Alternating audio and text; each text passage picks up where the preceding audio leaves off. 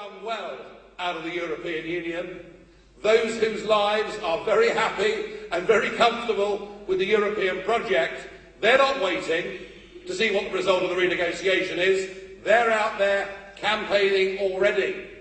Every single week we see a senior figure on our television screens advocating we must stay part of this. We've seen Sir Richard Branson telling us, well, I've got better than that for you in a minute. We got Richard Branson appearing on our appearing on our television screens telling us we join the euro. We've got Tony Blair. Oh, that might work.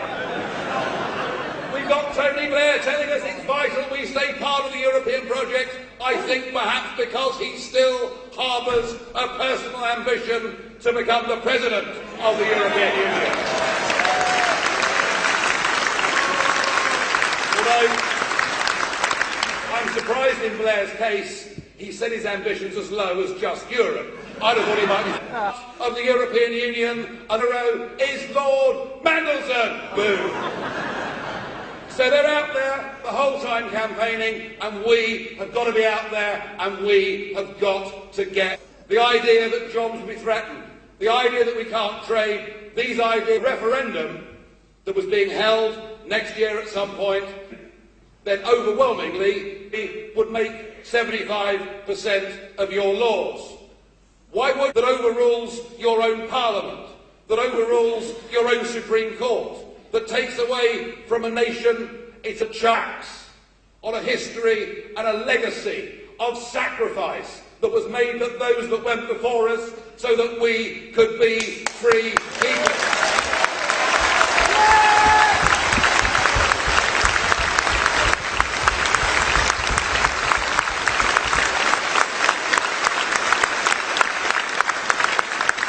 You wouldn't do it, would you?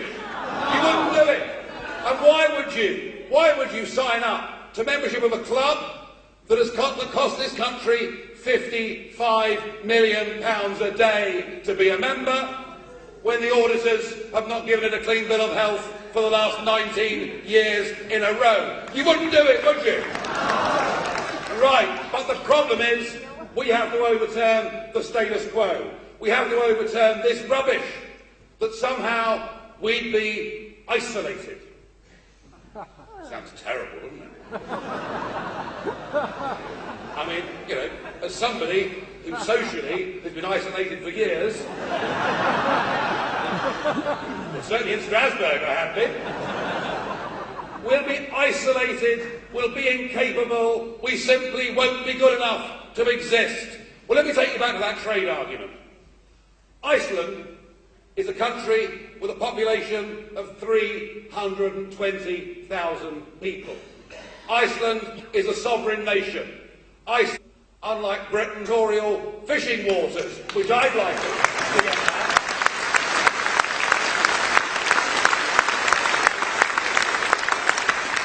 But far from being not big enough or good enough to negotiate trade deals on the world stage, 18 months ago, Iceland concluded its own free trade agreement with China.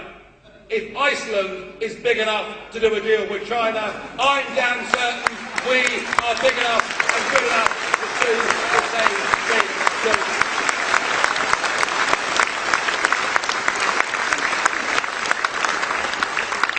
So we've got to be confident, we've got to be assertive, we've got to believe in what we are and who we are. We've got to sell to a younger generation the concept that democracy is something that absolutely, fundamentally matters. The point about democracy, and the reason democracy works, is that even if you don't like the lot that are in power, at least you've got a chance in 4 or 5 years to get rid of them and to replace them with somebody else. But when democracy is taken away, and just think of Greece. You know, they voted in an election for a manifesto, and then were told by the bully boys of Brussels they simply couldn't do it. If you take away democracy, you finish up with political extremism. If you take away democracy, you finish up with violence and disorder. We have got to make the argument for democracy. We, with the mother of Parliament, actually the country that developed the very concept of parliamentary democracy and sold it to the free world. Let's fight, let's battle, let's stand up for all that we built over many centuries. Let's fight for the sovereign rights of our Parliament and our people.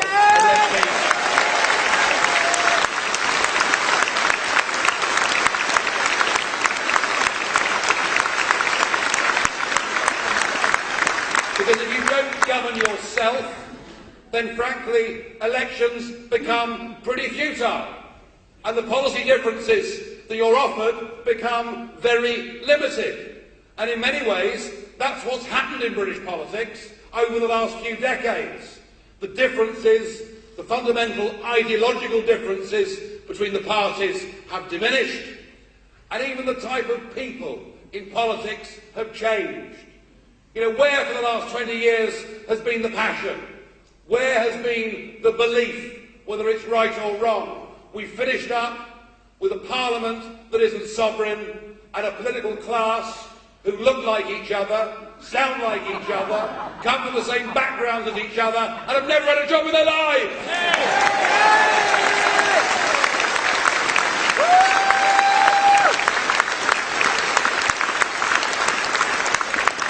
Of course we can make our own labour laws. Of course we can decide what is right and what is wrong environmentally. Of course we can cooperate with our neighbours in every way. But the idea that we should be signing up to European police forces and ultimately European armies, I say no, we're good enough to run our own country.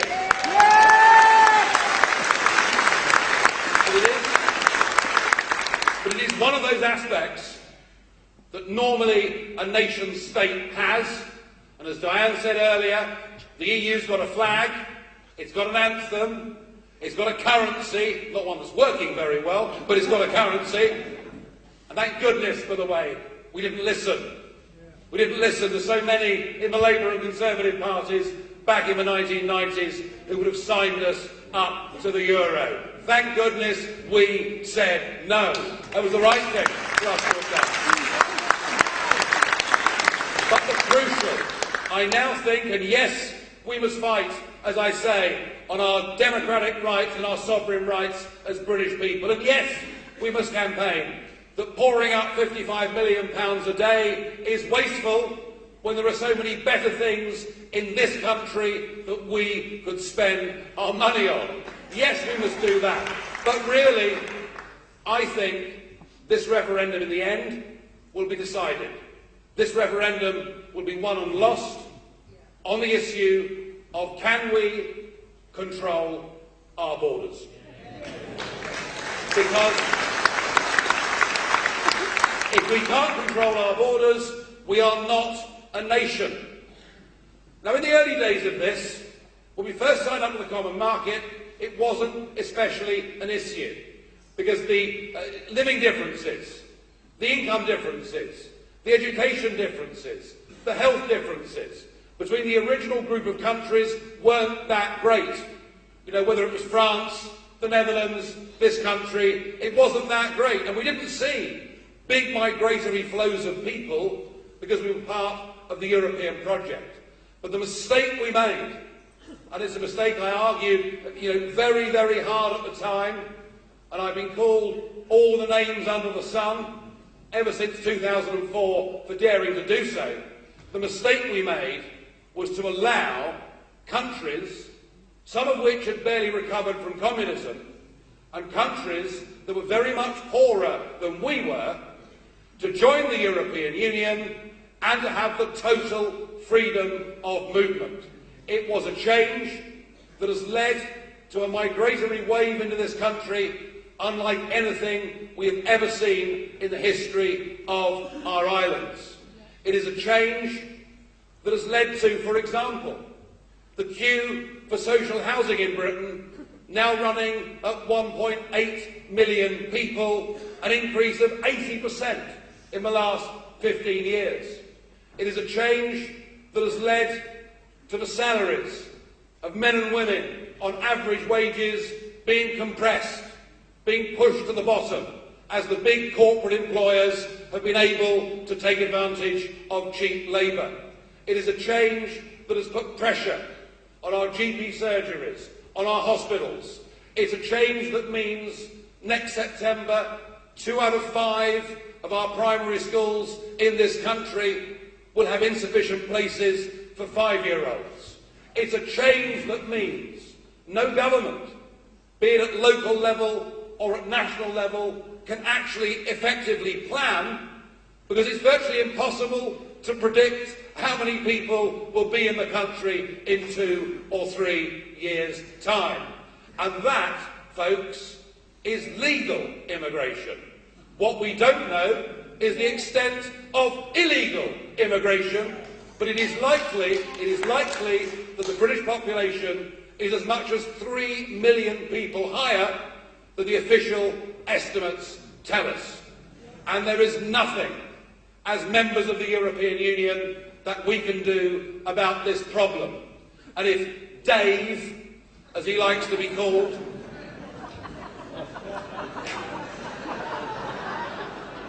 if Dave is going to come back with a few cosmetic changes to benefits that we need to pay the migrants, I'm sorry, he's barking up the wrong tree. One of the biggest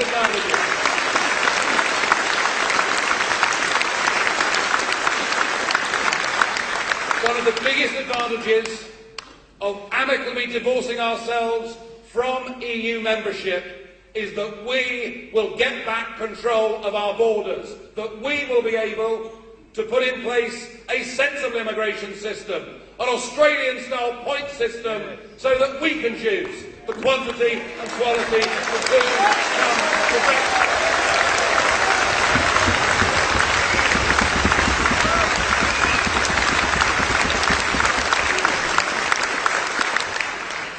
And that is something that I have done my very best at election after election to convince the British public of. But what's interesting, over the course of this summer, the question of immigration has now rocketed up the agenda, and over 50% of people in this country now say it is their number one concern. It's not because we're against anybody.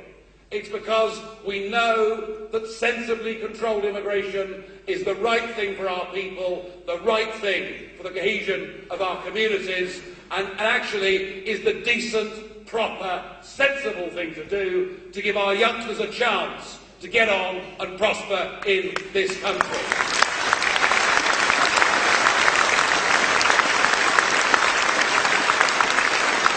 But all of that is excluding the current Mediterranean migrant crisis. And I just want to show you, if I can, what I tried to inject into the general election debate 6 months ago. And there's just a little clip of something I said on the 29th of April this year, just 9 days before the general election. Dan, can you play that clip for me?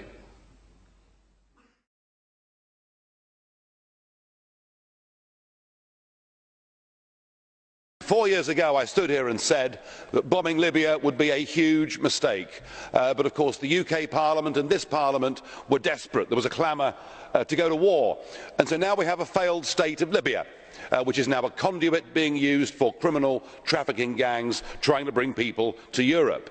We are guilty for this crisis. We are directly guilty for the drownings that are going on. I am not blind to the human suffering that we've caused in many of these countries. I would call on this Parliament, this Commission, to end the barriers to trade, to stop the fisheries policy, to ask the United Nations to get involved and to try and help. But the real question we face is, what are we to do? Are we to go down the Australian system in dealing with this crisis? And indeed, the Australian Premier, Tony Abbott, has offered us his advice and help. Australia faced this And Australia not only have stopped the boats from coming, they've stopped people from drowning. But no, we're not interested in what the Australians have done. We have decided that we can deal with this on our own. So we've decided that people can come and that people won't be sent back. The problem, ladies and gentlemen, is this. The definitions for who qualifies for asylum are so wide, they include not just people coming from war, not just people coming from failed states. Mr Juncker this morning seemed to suggest that perhaps it would even include people who were fleeing poverty. I'm sorry. We simply can't accept countless millions. There is a real and genuine threat. When ISIS say they want to flood our continent with 500,000 Islamic extremists, they mean it. And there is nothing in this document that will stop those people from coming. Indeed, I fear we face a direct threat to our civilization if we allow large numbers of people from that war-torn region into Europe. I promise my party will stand up to this impending disaster for all concerned.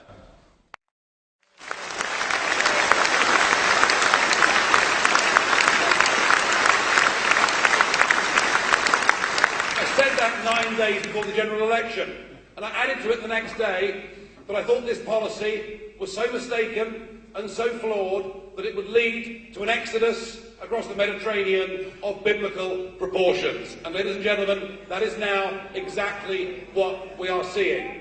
I was absolutely roundly and routinely ignored for trying to make this a general election issue. Indeed, the BBC News said I'd taken a break from the campaign to go to Strasbourg, as if I was a day tripper or something, you know. The predictions have come true, and they've now been compounded by an even bigger error that Angela Merkel committed last week by basically saying that anybody can come to Germany. The scenes that we saw in that railway station in Budapest were beginning to resemble a stampede. I think Europe has made the most terrible mistake, chiefly because most people that are coming are not coming from Syria. Most people that are coming actually are not refugees, they are economic migrants.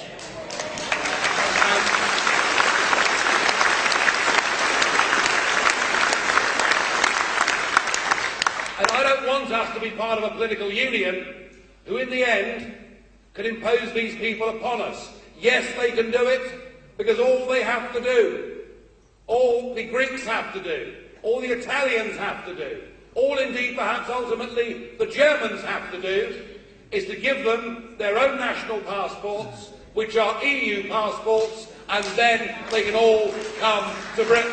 And I think that has got to be stopped. That has got to be stopped.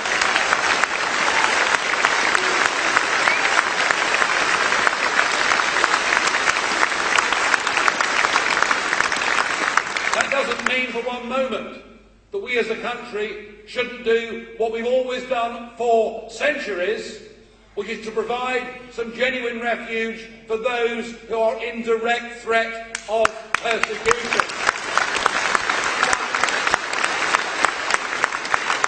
But our appetite to do that is not going to be very great when there was an inflow last year into this country of 640,000 people. You see my point.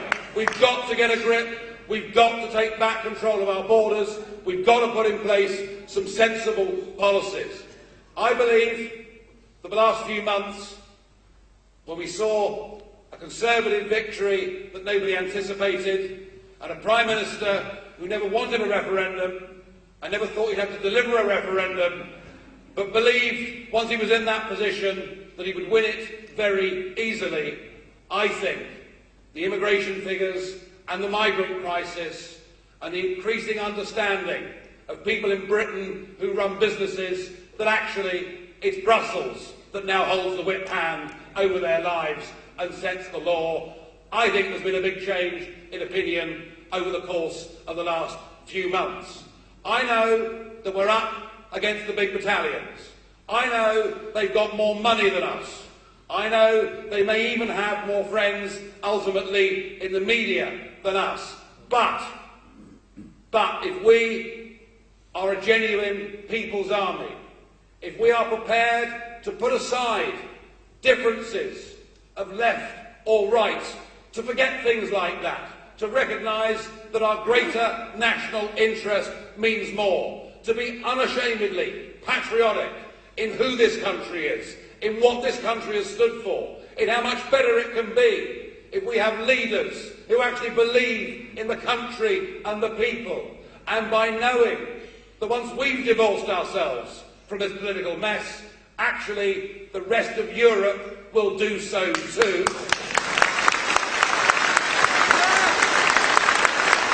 And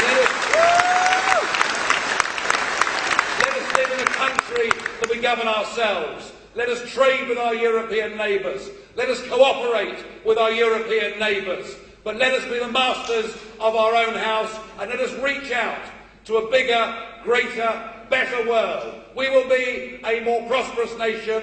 We will be a happier nation. All that needs to happen is you need to join us, help us, campaign for us, tell your neighbours, tell your friends, tell your family, and tell them we want our country back. Thank you.